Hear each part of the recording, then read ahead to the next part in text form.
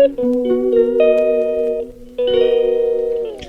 Everyone, welcome back to my channel. कैसे आप सब? उम्मीद करती हूँ सब बहुत ही अच्छे होंगे। आप सभी का स्वागत है मेरे फैमिली चैनल यूट्यूब चैनल एना व्लॉग्स पर। और अभी मैंने लगाई है मशीन और आज पानी नहीं आ रहा है मीठी वाली मोटर में, तो मुझे लगाना पड़ेगा समरसीबल। हमारे यहाँ ना पता नहीं क्या इशू है पानी का, मीठी मोटर में पानी आता ही नहीं है, पता नहीं क्यों।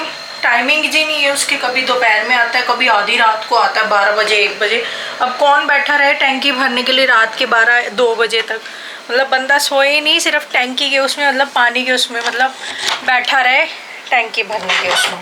गर्मी इतनी हुई पड़ी है, एसी चलाया हुआ है, बहुत गर्मी है। मुझे ना पर्दे भी धोने थे, ये वाइट पर्दे, और ये देखो कैसे काला काला रंग हो गया है। क्योंकि मैंने इसलिए नहीं धो रही हूँ क्योंकि हमारा यही हो रहा है, पेंटर का यही रहता है कि आता हूँ करता हूँ, तो मुझे यही होता है कि फिर अगर मैं इसे धो दूँ और तब पेंटर घर में लग जाए तो फिर फ़ायदा क्या है धोने का, है ना। एक ही बार मैं इसे धोऊँ, पूरा पेंट एक बार घर में अच्छे से हो जाए, फिर मैं उसके बाद ड्राई क्लीन भी करवाऊँगी सोफ़ों को, क्योंकि इतनी धूल मिट्टी उसके अंदर घुस जाएगी। और ये जो बेड है, दोनों बेड, इसके जो ये कुशन्स है ना, ये जो कुशन्स पीछे इसमें दिखेंगे नहीं आप लोगों को, स्टॉक रखा हुआ है, तो इसके पीछे ना कुशन है, तो दोनों बेड के कुशन्स को भी वो करवाऊंगी ड्राई क्लीन। और तभी मैं सोच रही थी पर्दे मैं एक ही बार धोऊं, मतलब तभी धोऊं एक बार पेंट हो जाए।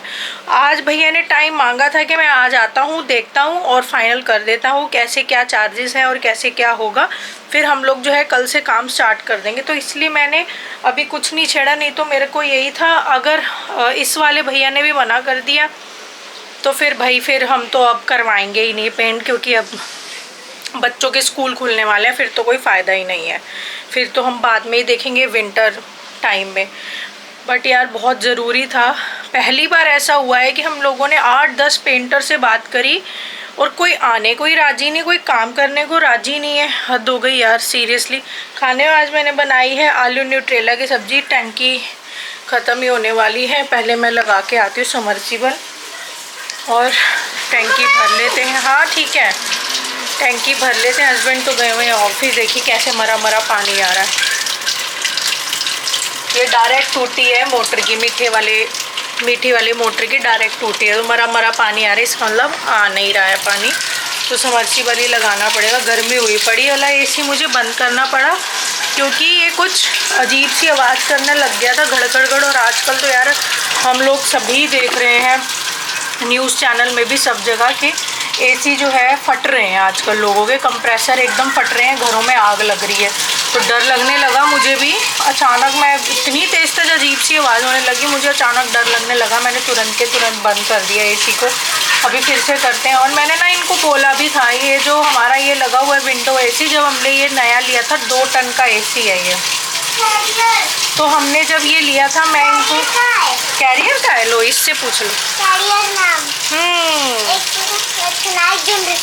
हाँ, तो मैंने ना इनको मना करा था, मैंने कहा था कि इधर के लिए ना विंडो मत लो। एक तो आप लोग एरिया देखो कितना बड़ा, किचन एरिया हो गई कवर, ठीक है, ये वाला एरिया पीछे का, और ये देखो ये सारा एरिया, आप लोग एरिया देख रहे हो कितना बड़ा है।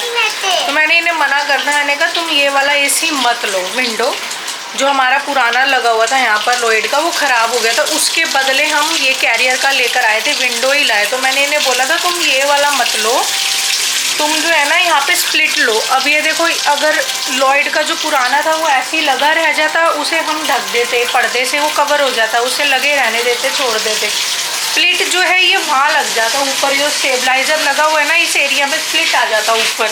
मैंने इन्हें कहा था स्प्लिट ले लो, क्योंकि हाँ इस एरिए के लिए ना कारगर नहीं है, क्योंकि जो विंडो एसी होता है इसको पीछे से जो है ना वेंटिलेशन के लिए अच्छा खासा स्पेस चाहिए होता है, जो कि यहाँ नहीं है।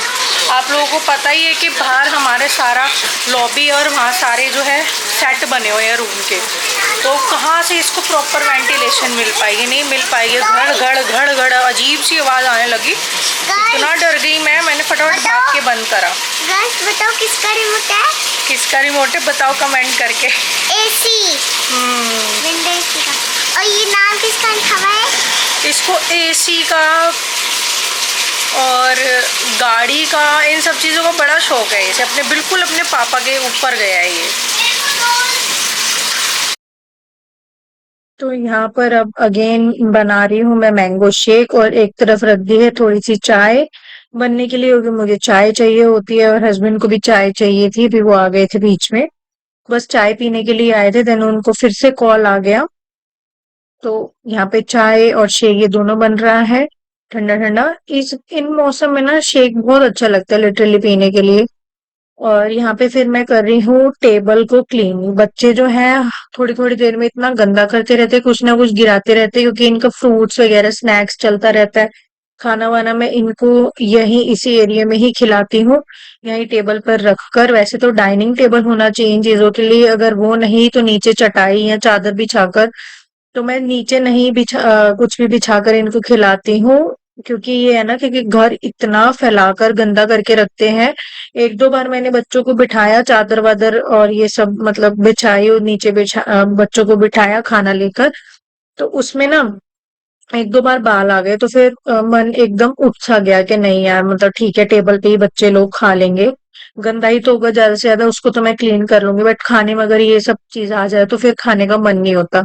तो उड़ के कहीं ना कहीं से ये चीज आता है, क्योंकि फैन वगैरह चल रहे होते हैं, तो फिर इसलिए मैं नीचे बिठाती नहीं हूँ। जबकि मैं हर थोड़ी थोड़ी देर में झाड़ू करती रहती हूँ, अगर कहीं चिप चिप चिप चिप कहीं थप्पे लग गए हैं मीठे के या ज्यादा गंदा हो रहा है, तो मैं मोप भी लगाती रहती हूँ, पोछा भी लगाती रहती हूँ स्टिक वाला। पर फिर भी ये कहीं ना कहीं से क्या हुआ है पता नहीं। तो यहाँ चाय वाय अच्छे से उबल गई थी, यहाँ डाल रही हूँ मैं चाय हस्बैंड के लिए। चाय जैसे कि मैंने बताया ना, तो चाय पीने ही आए थे, फिर उनको कॉल आ गया था तो वो चले गए थे। और यहाँ पे मैंने डाल दिया है शेक, बच्चों को चाहिए था शेक, उनको चाहिए थी चाय। और यहाँ पे बस ये भी आटा हम हाँ। बिल्कुल लोगों ही ये का तो खत्म हुआ पड़ा था, अभी मंगवाया है ब्लिंकिट से, क्योंकि बिल्कुल भी हिम्मत नहीं हो रही है चक्की पे जाने की, इतनी गर्मी हुई पड़ी है। तो हम लोग खाते हैं मल्टीग्रेन आटा, तो मल्टीग्रेन ही मंगवा लिया आशीर्वाद का 10 केजी वाला। और कुछ चीज़ें हैं, बाजरा है, राबड़ी बनाती हूँ मैं रोज़ शाम को, तो बाजरा ख़त्म हुआ पड़ा था, फिर बाजरा मंगवा लिया है। और कुछ थोड़ी बहुत सब्जियाँ हैं, थोड़ी बहुत ही मंगवाई है क्योंकि घर में ख़त्म हुई पड़ी हैं। बीन्स की हो गई, नींबू हो गई, लेमन हनी वाटर लेती हूँ रोज़, प्याज हो गई, लौकी हो गई, और नीचे क्या है, शिमला मिर्च वगैरह है।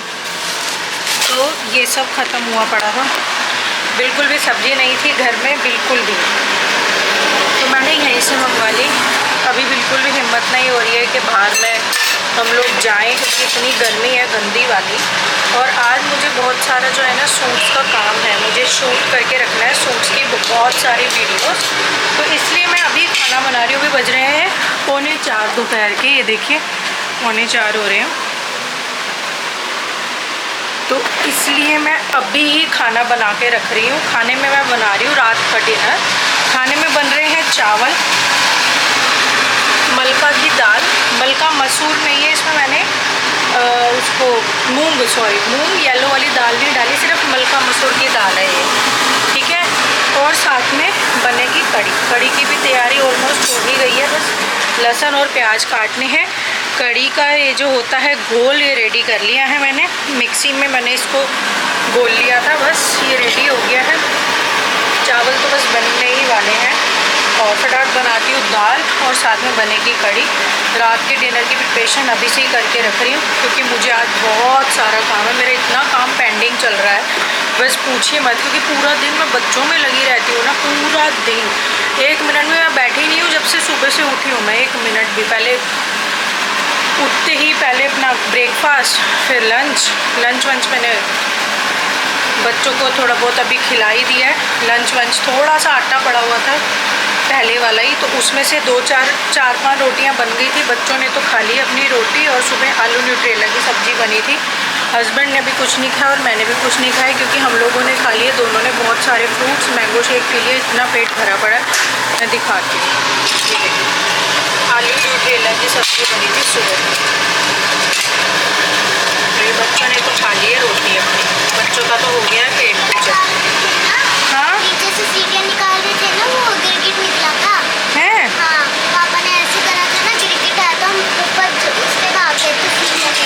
अच्छा। गिरगिट बहुत हो रहा था। तो गिरगिट बहुत हुए पड़े हैं हमारे यहाँ, ये जो साथ वाला प्लॉट है ना, यहाँ पे गर्मी की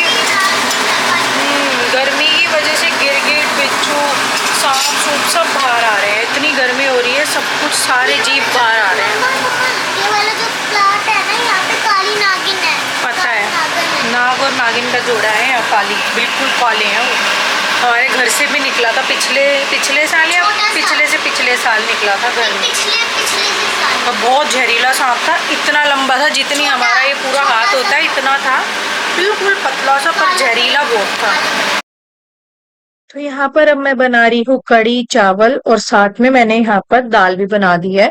और आलू न्यूट्रेला की सब्जी भी बची हुई थी, क्योंकि हस्बैंड और मैंने सुबह यानी कि दिन में लंच नहीं किया था। हमने इतने सारे भरपूर फ्रूट्स खा लिए थे, शेक पी लिए थे सुबह ही, तो हम लोगों का ना पेट इतना भर गया था। और पेट को मतलब ये सोच के नहीं भरना कि हम लोगों ने लंच नहीं करा है तो उसे जबरदस्ती ठूस लो, नहीं, वो चीज ना कहीं नुकसान करती है। अगर पेट भरा हुआ है तो हमें नहीं ओवर ईट करना है, खाना नहीं खाना है। अगर इन सब चीजों से या किसी भी कारण से पेट भरा हो तो खाना नहीं खाना।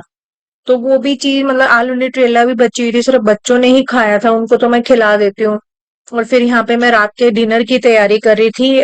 टाइम से ही मैं डिनर की तैयारी कर रही थी, क्योंकि मुझे आज करना था बहुत सारा वीडियो शूट। जैसे कि आप लोगों को पता है मेरा ऑनलाइन जो है बिजनेस है कपड़ों का, सूट्स का, तो मुझे उसी के रिगार्डिंग जो है बहुत सारे वीडियो शूट्स करके रखने थे। तो यहाँ मैं बना रही हूँ फटाफट से। रात का खाना मैं टाइम से ही बना रही हूँ। इस समय का टाइम जो हो रहा था अभी 4 बजे, तो मैं टाइम से ही बना के रख रही हूँ, क्योंकि बहुत ज्यादा काम था। और एक ऐसी न्यूज मुझे इस दौरान खाना बनाते बनाते मिली कि यहीं से मेरा दिमाग घूम गया, और जैसे काम होना था वैसे हिसाब से नहीं हो पाया, बहुत ज्यादा मूड हो गया था अपसेट।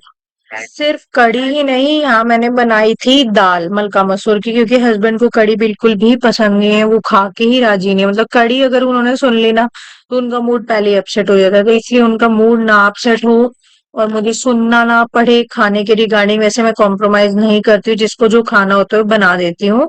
क्योंकि देखिए हेल्थ है तो हम लोग तभी जो है घर चला पा रहे हैं, बच्चों को देख पा रहे हैं, है ना, कमा पा रहे हैं। अगर हेल्थ ही नहीं है तो फिर कोई फायदा ही नहीं है लाइफ का, है ना।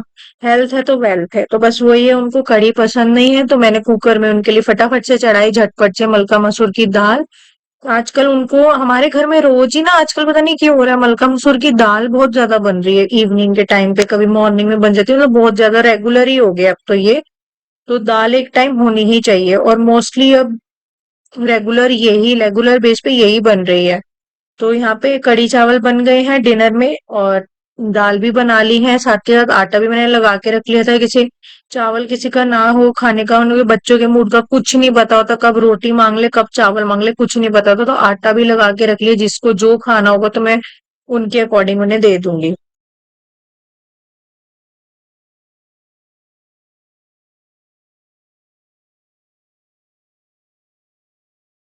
तो अभी हो रहे हैं रात के 11:15, और मैं अभी फ्री हुई हूँ अपना सारा काम निपटा के। मैंने आप लोगों को बताया था कि मुझे सूट के शूट्स करने थे बहुत सारे, जैसे कि मेरा ऑनलाइन काम है सूट्स का, उसी पर्पज़ से मुझे बहुत सारे शूट्स करके रखने थे सूट के, क्योंकि न्यू स्टॉक आ रहा है।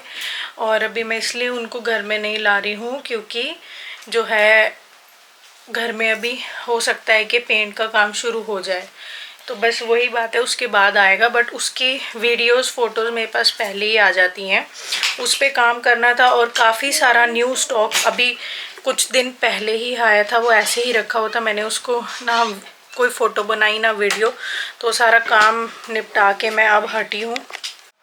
और गर्मी की तो बस पूछिए मत, बहुत भयंकर वाली गर्मी हुई पड़ी है।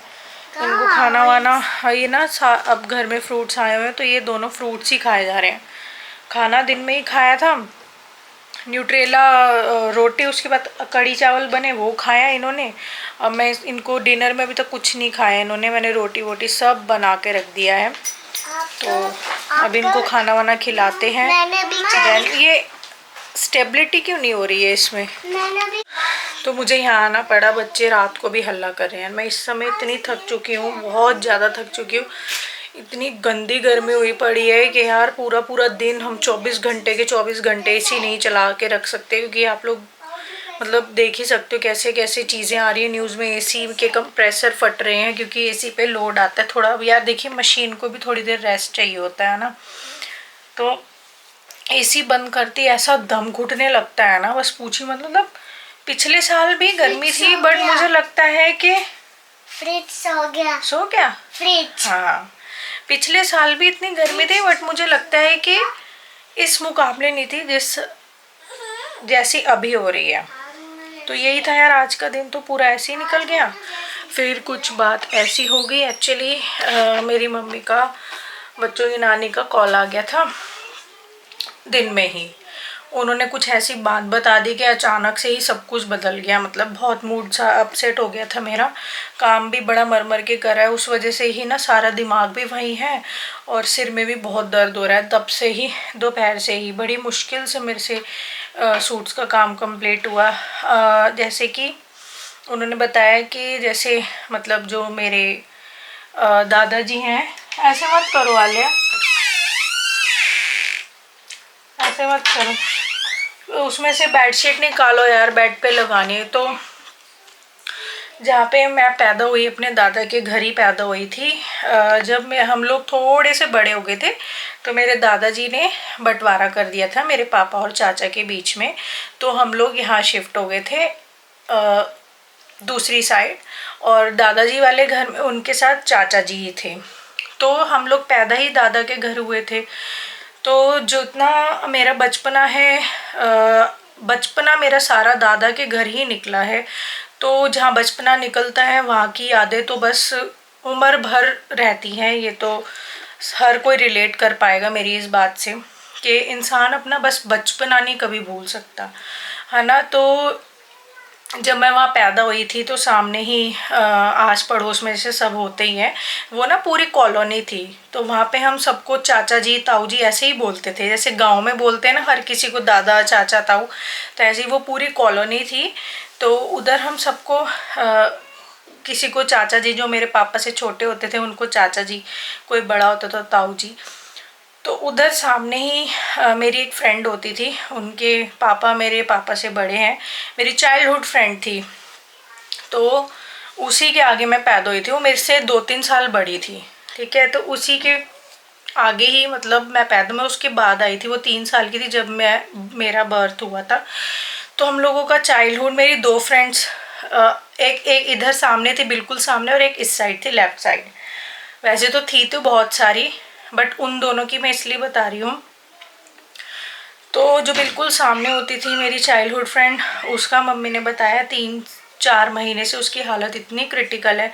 बहुत ज़्यादा बड़ी नहीं है, मेरे से सिर्फ 3 साल का फ़र्क है। तो नहीं, 35 ईयर्स के आसपास की है वो। तो मम्मी ने बताया उसकी हालत बहुत क्रिटिकल है, उसको कुछ लीवर में कुछ प्रॉब्लम हुआ। तो उसको कुछ लीवर में आई थिंक कुछ प्रॉब्लम हुआ, और जो नॉर्मल हॉस्पिटल्स होते हैं वैसे उन्होंने चेकअप वगैरह में, ट्रीटमेंट में कोई कमी नहीं छोड़ी उनकी फैमिली ने। तो जो नॉर्मल हॉस्पिटल्स होते हैं आसपास के, तो उन्होंने रेफ़र कर दिया एम्स में। अब एम्स में वो एडमिट थी, मम्मी आज उससे सुबह मिलने भी गई थी। तो कल तक हम मम्मी को यही बताया गया था कि वो वार्ड में शिफ्ट हो गई है। पहले आईसीयू में थी, क्रिटिकल सिचुएशन में, कुछ ऑपरेशन सर्जरी लीवर में हुई थी उसकी, तो वो वार्ड में शिफ्ट हो गई। तो मम्मी ने को यही लगा, वो आज मम्मी सुबह एम्स हॉस्पिटल में उससे मिलने गई, तब वहाँ जाके पता चला आधी रात को उसकी सिचुएशन जो है, हेल्थ कंडीशन जो है बहुत ज़्यादा क्रिटिकल हो गई, जिस वजह से उसको फिर से आईसीयू में शिफ्ट कर दिया गया।